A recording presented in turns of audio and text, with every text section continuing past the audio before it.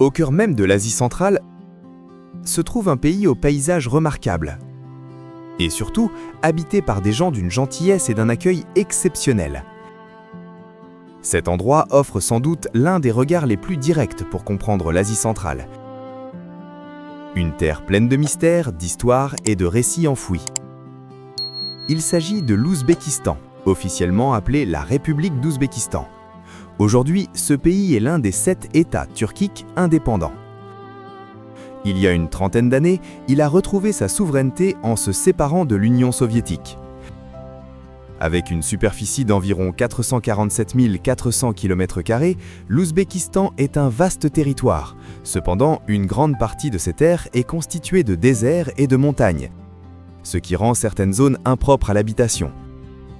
Malgré cela, près de 35 millions de personnes y vivent, ce qui en fait le pays le plus peuplé d'Asie centrale. La ville la plus célèbre du pays est, comme vous l'imaginez, sa capitale, Tachkent. Pour la plupart des visiteurs, c'est le premier point d'entrée. À l'époque soviétique, Tachkent était un important carrefour commercial. Et elle fut même un temps la 3e ville la plus peuplée de toute l'URSS, après Moscou et Saint-Pétersbourg.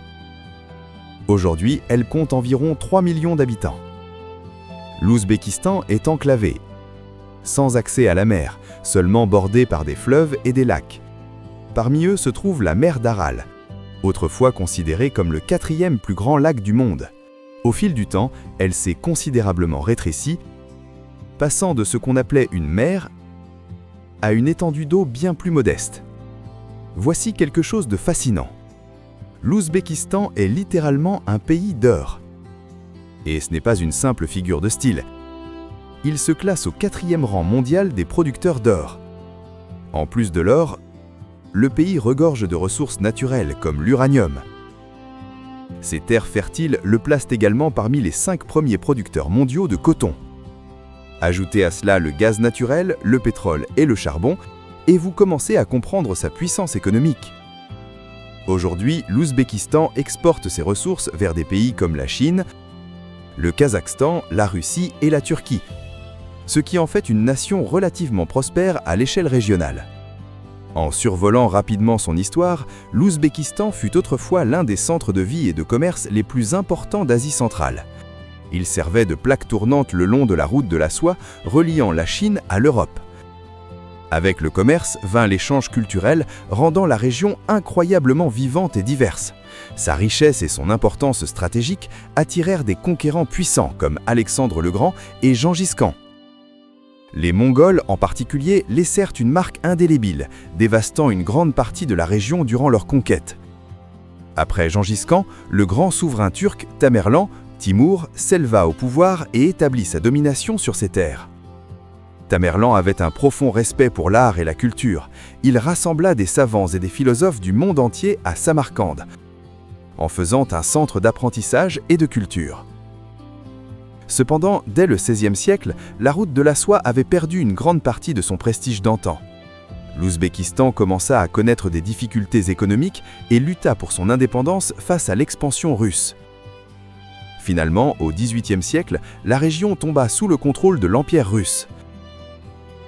En 1917, les bolcheviks entrèrent à Tachkent et y établirent leur pouvoir. En 1924, le territoire de l'actuel Ouzbékistan fut intégré à l'Union soviétique. Ce n'est qu'en 1991, après l'effondrement de l'URSS, que l'Ouzbékistan retrouva son indépendance et réémergea en tant que nation turque souveraine. Aujourd'hui, son peuple est extrêmement fier de sa culture et de son histoire. Le pays est divisé en 12 régions et une république autonome, le Karakalpakistan, située à l'ouest. Au-delà de Tachkent, des villes comme Boukhara et Samarcande sont également de grands centres culturels et historiques.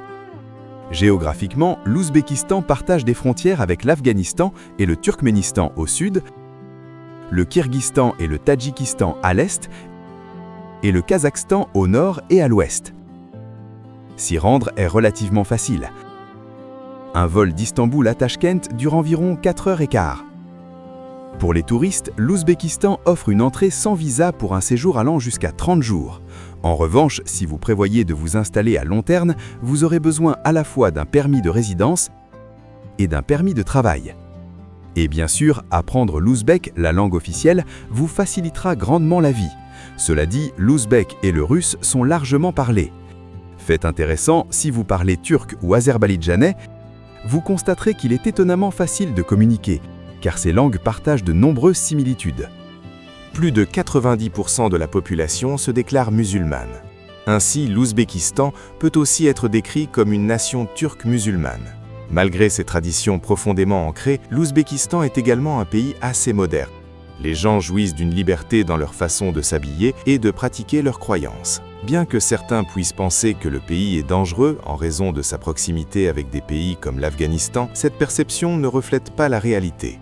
En fait, l'Ouzbékistan est considéré comme l'un des pays les plus sûrs et les plus vivables d'Asie centrale. Et voici un détail qui a son importance. Si vous gagnez votre vie en dollars américains, la vie en Ouzbékistan peut vous sembler incroyablement confortable. Rien qu'en échangeant 100 $, vous obtenez des liasses de sommes ouzbèques, ce qui montre à quel point votre argent peut aller loin. L'une des premières choses que vous remarquerez en arrivant, ce sont les bazars animés, les marchés couverts, et bien sûr le pain. Les boulangeries sont partout et les gens ne cessent de cuire du pain frais dans des fours traditionnels. Vous y trouverez des saveurs et des variétés que vous n'avez probablement jamais goûtées auparavant. Et le meilleur, c'est qu'ils sont incroyablement bon marché. Le pain ouzbek est riche, dense et rempli d'ingrédients, ce qui le rend bien plus nourrissant et consistant qu'une miche ordinaire. Il fut un temps où ces pains étaient emportés à la guerre pour nourrir les soldats. On raconte même qu'ils peuvent rester frais et nutritifs jusqu'à 1 mois. C'est du moins ce qu'affirment les boulangers locaux. En moyenne, une seule boulangerie produit environ 8000 de ces pains traditionnels chaque jour. La culture alimentaire est ici très axée sur la viande et la viande elle-même est très abordable. Par exemple, vous pouvez déguster une brochette de kebab pour seulement quelques livres sterling. Sur les marchés, les vendeurs vous offrent souvent des échantillons gratuits dès que vos regards se croisent. C'est un signe de confiance. Ils croient en la qualité de leurs produits et veulent que vous goûtiez avant d'acheter. L'hospitalité est une caractéristique essentielle du peuple ouzbek. Ils sont véritablement chaleureux, amicaux et accueillants. Les marchés eux-mêmes peuvent vous rappeler ceux de Turquie. Vastes, vivants et pleins de caractère. En vous y promenant, vous verrez des gens vous sourire, leurs yeux s'illuminant de curiosité et de bienveillance. Si vous prévoyez de visiter l'Asie centrale, il est fortement recommandé d'explorer la région avec un guide local. Le territoire est immense et le fait d'avoir quelqu'un pour vous expliquer la culture de première main ajoute une valeur immense à l'expérience. Les habitants sont également ravis de voir des visiteurs du monde entier et ils viennent souvent vers vous avec chaleur et enthousiasme. Si vous vous aventurez dans les zones rurales, ne soyez pas surpris si des familles vous invitent chez elles. L'hospitalité y est profondément ancrée. Ils insisteront pour vous nourrir et vous mettre à l'aise. Leurs plats de base comprennent souvent des mets à base de riz et de viande, semblables dans l'esprit à des plats que vous connaissez peut-être déjà. Autre habitude partagée, les gens boivent du thé du matin jusqu'à la nuit. Non seulement du thé noir, mais aussi du thé vert. Il est souvent servi avec du citron ou d'autres arômes. Vous devez également savoir que la viande de cheval et une boisson fermentée traditionnelle appelée koumis sont couramment consommées.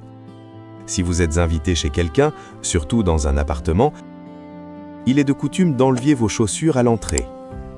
Et dans des villes comme Tachkent, si vous parlez bien russe, vous trouverez très facile de créer des liens rapidement car le russe est largement utilisé dans la vie quotidienne. Il y a cependant un défi, le climat.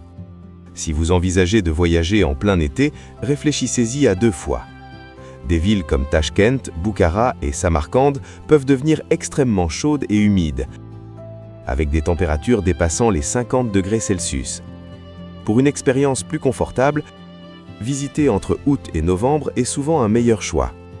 Cela dit, ce climat chaud apporte aussi une abondance de fruits frais et de noix, tous à disposition à des prix très abordables.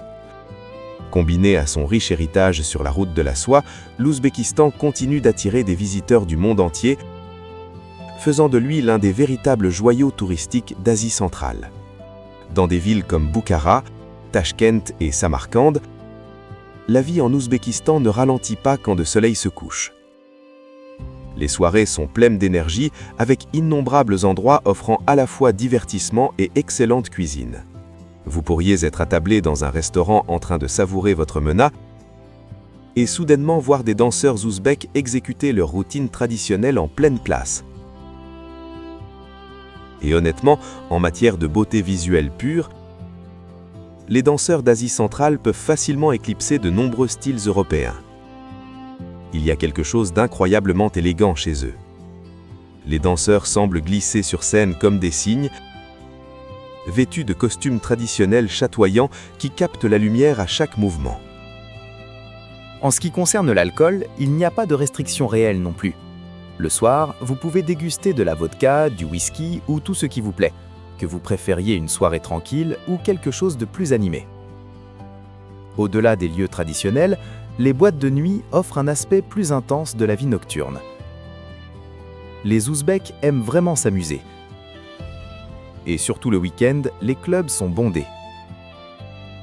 Mais derrière cette vie vibrante se cache aussi une histoire plus profonde. En 1966, la capitale Tachkent a été frappée par un tremblement de terre dévastateur d'une magnitude d'environ 8. L'impact fut énorme. Plus de 36 000 bâtiments furent détruits et plus de 300 000 personnes se retrouvèrent sans abri. Même les répliques étaient puissantes, atteignant des magnitudes de 7. À l'époque, les habitants décrivaient cela comme vivre sur le dos d'un chameau en colère. Pourtant, dans les années qui suivirent, Tachkent fut reconstruite avec un soutien important de l'Union soviétique. Un système de métro fut construit et la ville émergea plus moderne et plus organisée qu'avant. Aujourd'hui, la plupart des maisons à Tachkent sont modestes, généralement des immeubles de faible hauteur de 3 à 5 étages, beaucoup d'entre eux construits après ce séisme. Les appartements ont tendance à être compacts, d'environ 60 à 70 mètres carrés, avec juste un salon et une chambre. Cependant, ces dernières années, quelque chose d'inattendu s'est produit. Après l'annonce de la mobilisation en Russie dans le cadre de son conflit avec l'Ukraine, des centaines de milliers de Russes ont déménagé non seulement vers des pays comme la Turquie, mais aussi vers l'Ouzbékistan. Cet afflux soudain a fait monter les loyers en flèche. Des appartements autrefois abordables coûtent désormais environ 500 $ par mois, une augmentation significative par rapport au passé. En sortant dans les rues, un autre détail attire rapidement l'attention. Presque toutes les voitures que vous voyez sont des Chevrolet. Ce n'est pas une exagération de dire que la marque domine le pays. C'est le résultat d'un accord de longue date entre l'Ouzbékistan et Chevrolet pour produire localement des véhicules plus abordables. En conséquence, les routes sont presque entièrement remplies de ces voitures. Géographiquement, une grande partie de l'Ouzbékistan est entourée de montagnes et de vastes paysages désertiques. Une large portion de la population vit encore dans des zones rurales où les traditions restent fortes. L'équitation, les sports traditionnels et les pratiques culturelles transmises de génération en génération sont toujours bien vivants. Dans ces régions, la viande joue un rôle central dans la vie quotidienne. Il existe des dizaines de plats traditionnels à base de viande, parfois même de cheval, souvent combinés avec du riz. On utilise même de la graisse animale dans le pain. Et bien sûr, un plat domine tous les autres. Le plov ouzbek. Ce n'est pas n'importe quel plat de riz. Il est riche, copieux et comprend généralement de l'agneau ainsi que des ingrédients comme des pois, des raisins secs et de l'ail. Cela dit, ce régime alimentaire lourd et carné a ses inconvénients. En Ouzbékistan et au Kirghizistan voisin, les maladies cardiaques et les problèmes vasculaires sont assez courants, surtout chez les générations plus âgées. Dans les zones rurales, vous rencontrerez un autre plat traditionnel appelé samsa, une pâtisserie en forme de coquille. Les habitants achètent rarement du pain ou des pâtisseries à l'extérieur. Au lieu de cela, ils préparent tout eux-mêmes, utilisant souvent des fours à bois plutôt que du gaz.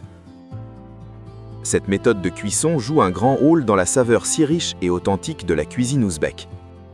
Presque chaque maison possède un four fermé où l'on cuit le pain et les pâtisseries. La samsa peut être farcie de tout, du poulet au fromage. L'Ouzbékistan est également célèbre pour ses tapis. Les tapis ouzbeks faits main sont très prisés et exportés dans le monde entier. Fabriqués avec patience et savoir-faire, ces pièces sont vendues aux touristes à des prix étonnamment intéressants compte tenu du travail nécessaire à leur réalisation. Si vous êtes amateur d'architecture historique, alors la ville de Khiva est une visite incontournable. Elle a été soigneusement préservée pendant plus de 6 siècles. Se promener dans Khiva, c'est comme remonter le temps. Il n'y a presque pas de bâtiments modernes. Les artisans locaux y vivent de créations d'artisanat traditionnel qui correspond parfaitement à l'atmosphère historique de la ville. En effet, l'Ouzbékistan est considéré comme l'un des pays les plus agréables à vivre parmi les États turquiques. Hormis l'absence de littoral, il offre presque tout ce dont on peut rêver, surtout de la chaleur et de l'hospitalité authentique. Si vous voyagez seulement 2 heures en train depuis Samarcande, vous arriverez à Bukhara, une autre ville extraordinaire. Historiquement, c'était l'une des 3 étapes les plus importantes de la route de la soie. Vous y trouverez l'un des plus grands et des plus anciens minarets du monde, le minaret Kalyan, construit en 1127. Malgré les invasions, y compris la conquête mongole, il a résisté à l'épreuve du temps. Si vous avez déjà été en Russie, vous remarquerez peut-être certaines similitudes. Les rues sont larges, spacieuses et ordonnées. Compte tenu de la vaste superficie du pays et de sa population relativement faible, les villes semblent ouvertes, les bâtiments étant espacés. Sur le plan architectural, de nombreuses structures ressemblent au modèle russe, et dans certaines rues secondaires, vous pouvez encore trouver des aires de jeu de l'ère soviétique pratiquement intactes. Il est toujours frappant de constater à quel point les anciens pays soviétiques peuvent se ressembler, comme des échos d'un même plan. Dans la capitale, de nombreux panneaux sont écrits non seulement en ouzbek, mais aussi en russe. En fait, le russe joue encore un rôle important dans la vie quotidienne, surtout dans des endroits comme les librairies, où il est omniprésent. La langue ouzbek elle-même partage des similitudes avec le turc. Par exemple, ce qu'on appelle samsa ailleurs peut être écrit comme sumsa ici. Même si les pays turcophones sont géographiquement éloignés, leur langue reste étroitement liée. Ainsi, si vous voyagez de la Turquie vers des pays comme l'Azerbaïdjan, l'Ouzbékistan ou le Kirghizistan, vous constaterez souvent que vous pouvez vous comprendre, au moins partiellement. En vous promenant dans les rues, vous remarquerez également de nombreux vendeurs ambulants proposant toutes sortes de marchandises en bordure de route. L'Ouzbékistan n'est plus non plus un pays fermé. Les grandes chaînes occidentales ont commencé à y apparaître. Cependant, tout n'est pas parfait. À Tachkent, voir des enfants mendiants dans les rues peut être assez pénible. Si vous restez assis quelque temps, certains peuvent s'approcher de vous pour vous demander de l'argent. Il est clair qu'ils sont envoyés par d'autres. Et s'ils n'obtiennent rien, ils disparaissent rapidement. Pour se déplacer à Tachkent, le métro joue un rôle crucial. La plupart des gens comptent sur lui pour leur transport quotidien. Il a été inauguré en 1977 en tant que premier métro d'Asie centrale. Et comme beaucoup de métros de l'ère soviétique, il est réputé pour son design frappant et son souci du détail. Chaque station ressemble presque à une œuvre d'art. Pour les voyages entre les villes, les trains sont l'option la plus courante. Le personnel du train est généralement composé d'hommes vêtus d'uniformes élégants et bien entretenus. En ce qui concerne les revenus, le salaire minimum en Ouzbékistan est d'environ 320 $, tandis que la plupart des gens occupant un emploi ordinaire gagnent environ 500 $ par mois. Pour cette raison, de nombreux jeunes choisissent de partir en Europe ou aux États-Unis en recherche de meilleures opportunités. En fin de compte, l'Ouzbékistan offre une expérience incroyablement riche, tant sur le plan culturel que gastronomique. C'est un endroit qui peut facilement satisfaire votre curiosité et vous laisser une impression durable. Mais en ce qui concerne le vivre à long terme, ce n'est peut-être pas le pays le plus simple pour se construire une vie à haut revenu. Cela nous amène à la fin de cette vidéo. Rendez-vous dans la prochaine. Au revoir.